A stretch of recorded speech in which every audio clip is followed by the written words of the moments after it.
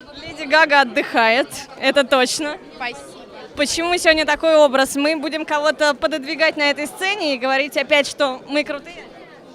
Мы это кто? Это великая Ксения Собчак. Ну, не знаю, настолько ли она великая, чтобы кого-то пододвигать. Я буду просто скромно стоять в сторонке. Поэтому зачем кого-то двигать? Мне кажется, все, что нужно в этом мире, оно движется как-то само. И все как-то вокруг великой Ксении Собчак. Когда на нашей сцене, на одной, Земфира и поющие трусы, что с нашим шоу-бизнесом? Только вы знаете.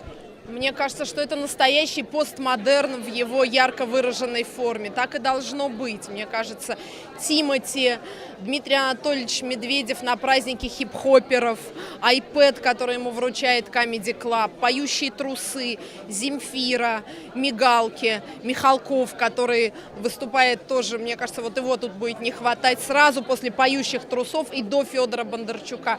И вот в таком вот дружеском винегрете, понимаете, винегрет это вообще чисто российское блюдо, мы и должны жить. А в винегрете что важно?